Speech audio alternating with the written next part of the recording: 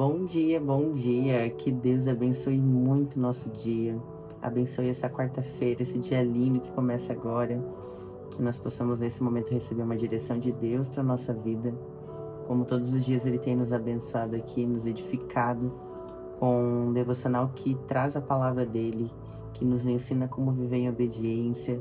Que hoje não seja diferente. Que Deus nos abençoe, nos guie, nos direcione. E eu tenho certeza que exatamente o que nós vamos ouvir agora é o que Deus preparou para nós. E o devocional diz: quando a coragem muda decretos.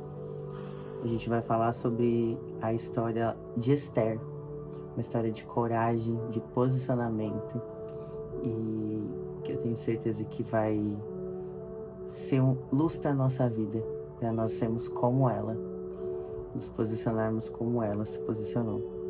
Mas antes eu quero dar as boas-vindas para você que está aqui hoje pela primeira vez e te convidar para se inscrever aqui no canal, ativar o sininho da notificação na opção todas, se você não quer perder nenhum dia aqui, nenhum devocional. E se você puder e claro quiser também, curta esse vídeo, porque assim você ajuda ele a alcançar mais pessoas. E é isso que Deus espera, que a palavra chegue mais longe e cada um fazendo a nossa parte, o mundo ele vai se tornando melhor, mais pessoas vão sendo alcançadas. E agora, antes de iniciar a nossa frase profética, eu quero que vocês escrevam nos comentários, mas escreva só se você tem fé. Que quando você escreve, você está decretando, está dando legalidade no mundo espiritual. E a frase profética diz: eu nasci para esse tempo e vou me posicionar. Vou repetir: eu nasci para esse tempo e vou me posicionar. A leitura bíblica está lá em Esther, nos capítulos 4, 5, 7 e 8.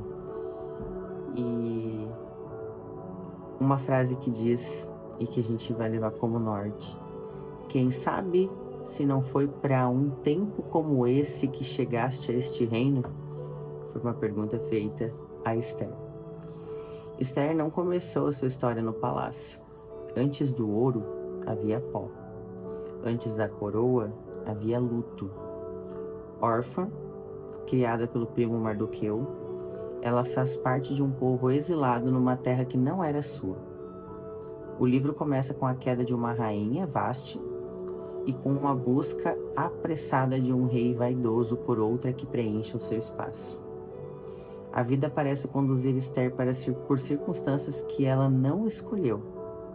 Levada para o harém, preparada por meses com perfumes e protocolos, treinada para agradar um rei que ela nem conhecia. Tudo isso soa distante do ministério como a gente imagina. Mas o reino de Deus tem uma forma particular de posicionar pessoas. Às vezes, Deus coloca seus servos em salas onde o seu nome nem é mencionado. O nome de Deus não aparece em Esther, para que a sua providência seja a assinatura silenciosa por trás de viradas impossíveis. Enquanto Esther aprende a respirar o ar do palácio, outra história se move nas sombras. Amã, um agagita sedento por honra, se ofende porque Mardoqueu não se curva diante dele e decide ampliar a vingança. Não bastava punir um homem, ele tramou um decreto para exterminar todo o povo judeu. Lança sortes para marcar a data do massacre e convence o rei a selar com um anel real um documento de morte. De repente, o povo de Esther tem dia e hora marcados para desaparecer. Em Suzã, a cidade fica confusa. Entre os judeus, o pranto vira roupa. E é aqui que a fé deixa de ser um adorno e começa a ser o comando de navegação. Mardoqueu manda um recado a Esther: não pense que, por estares no palácio, escaparás. Quem sabe não foi para um tempo como este que chegaste a este reino? Está lá em Esther 4, 13 a 14. Essa frase parece atravessar os corredores até hoje. Para um tempo como esse, para a sala em que você está, para a empresa em que você serve, para a família que você carrega, para a cidade em que você mora. Deus não desperdiça posições, Ele dá propósitos. Esther sente o peso do chamado e o custo real da obediência. Aproximar-se do rei sem convite podia significar morte. Quantas vezes nós também sabemos o que precisamos fazer? Pedir perdão, confrontar uma injustiça, rejeitar um acordo que viola princípios, encerrar um relacionamento que nos corrompe, dizer não a uma proposta lucrativa, porém torta, e o medo pinta na mente de todos os cenários do pior. Esther responde com uma disciplina espiritual que alguns de nós esquecemos. Vai ajunta todos os judeus, jejuai por mim 3 dias e 3 noites. Eu e minhas servas também jejuaremos. Depois irei ter com o rei. Se perecer, pereci. A coragem de Esther não nasce de impulso, nasce de consagração. Antes de falar com o rei, ela fala com Deus. Antes de entrar na sala terrena, ela entra na sala do trono. Jejum não é dieta espiritual, é alinhamento de vontade, é afinar a alma à frequência do céu para que as palavras e os passos tenham o timbre da obediência.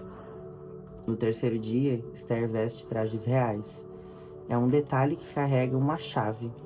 Após jejuar como serva, ela se apresenta como rainha. Não em arrogância, mas na consciência da autoridade que Deus lhe dera. Cruzar aquele umbral sem ser chamada era levar o próprio corpo como oferta.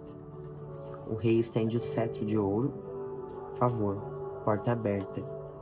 Nem toda porta aberta é de Deus, mas quando a coragem se submete à santidade, Deus dá sinais. Esther não desperdiça um momento, e ainda assim ela não se apressa. Convida o rei e Amã para um banquete. Ao final, convida para outro. Há uma diferença entre fé e pressa. Fé, saber esperar o relógio de Deus. Entre um banquete e outro, o coração do rei perde o sono. Pede o livro das memórias, encontra o registro do bem que Mardoqueu fizera e que não havia sido honrado. E o enredo se vira como um rodamuinho. Amã, que preparara uma forca de 15 metros para Mardoqueu, é compelido a conduzi-lo honrado pelas ruas. No banquete seguinte, Esther revela a trama, aponta o dedo, dá nome ao mal, e Amã é pendurado na própria forca que levantara. A trama que começou no orgulho termina no juízo. O decreto de morte assinado contra os judeus, porém, permanece. Leis medo-persas não se revogavam. Então vem a segunda virada. O rei assina um novo decreto, dando aos judeus o direito de se levantar e se defender. Em toda a província, a morte marcada se torna vitória, e o choro vira festa. Nasce Purim, a celebração de que Deus transforma a sorte, lançada contra nós em testemunho. A história é antiga, mas as engrenagens são atuais. Amã tem muitos disfarces hoje. A voz que tenta decretar o fim da sua esperança. O rótulo que alguém colou em você na infância. A narrativa de escassez. A ameaça de que não vai dar certo. O medo crônico de se expor. O cinismo que zomba de jejum. A cultura que normaliza o que Deus chama de injustiça. Decretos ainda são assinados, às vezes por chefes, às vezes por diagnósticos, às vezes por números na conta, às vezes pela nossa própria língua quando confessamos derrota antes de lutar. E como Esther, Deus te coloca em salas que não são sobre conforto, mas sobre missão. O palácio não é o prêmio, é a plataforma. O favor não é um troféu, é uma ferramenta. A coroa não é status, é responsabilidade. Talvez você esteja num palácio que nem parece espiritual. Uma empresa com metas cruéis, uma sala de aula cética, um grupo familiar saturado de feridas antigas, um círculo de amigos que carece de verdade. Quem sabe se não foi para um tempo como esse? Talvez Deus tenha te dado acesso não para você se diluir, mas para você interceder. Não para vencer sozinho, mas para levantar outros. Repare, Esther não fez um culto particular. Ela convoca um jejum coletivo. Milagres comunitários começam em decisões pessoais, mas se sustentam em intercessão compartilhada. Quando o rei estende o cetro, não é só Esther que é acolhida, é um povo inteiro que começa a respirar. As decisões que você toma em obediência têm alcance maior do que a sua própria vida.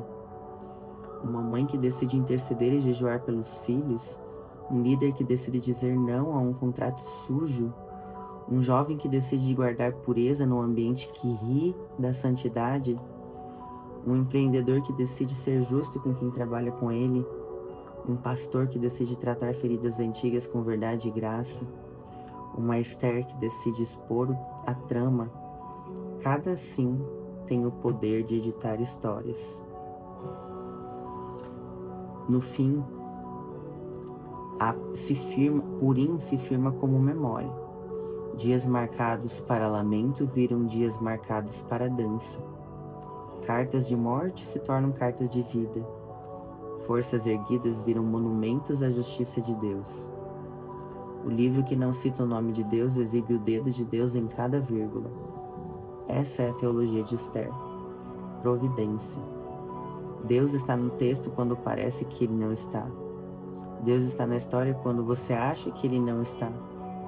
E quem sabe se não foi para um exato tempo como esse, com essa idade, nessa cidade, nesse trabalho, nessa família, nessa igreja, que ele te colocou onde você está? Respire fundo, jejue, ore, vista-se de quem você é em Cristo. Entre na sala, fale com sabedoria e deixe Deus escrever os capítulos que você não consegue redigir sozinho. Amém, amém e amém. Que essa história de Esther, ela nos ensine sobre posicionamento, sobre coragem, sobre entender que há propósito onde nós estamos. Exatamente o lugar onde você está, onde eu estou, ele não é à toa. Deus te coloca exatamente onde você precisa estar. E quem sabe não é para um tempo como esse que ele te colocou aí. Procure entender o propósito que Deus tem onde você está e leve um pouquinho dele para quem está perto de você. Amém? Vamos orar.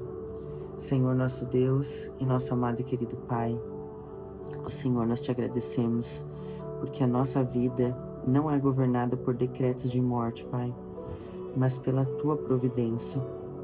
Nós consagramos diante de Ti os corredores que nós precisamos atravessar e confessamos o medo que tenta nos parar. Nos ensina, Pai, a viver como Esther, a jejuar antes de falar, a discernir o tempo, a entrar na sala certa com o coração quebrantado e com a boca cheia de verdade, Senhor. Nos dá coragem para nos posicionar, graça para que possamos interceder pelos outros e favor diante de quem decide, para que decretos sejam mudados, Senhor, e histórias sejam resgatadas. Que a nossa posição não seja para conforto, Pai, mas para missão. Que o nosso sim gere vida em muitas pessoas. E se for, Senhor, para um tempo como esse que nós nascemos, então hoje nós nos levantamos em Teu nome, em nome de Jesus. Amém, amém e amém. Palavra poderosa. Que Deus abençoe muito o nosso dia e que você possa ser um canal de bênção também. Envie esse devocional para alguém que você sentir no coração agora e seja uma bênção na vida dessa pessoa. Que essa bênção volte ainda maior para você. Que Deus abençoe e nos vemos amanhã em mais uma manhã de fé e milagre.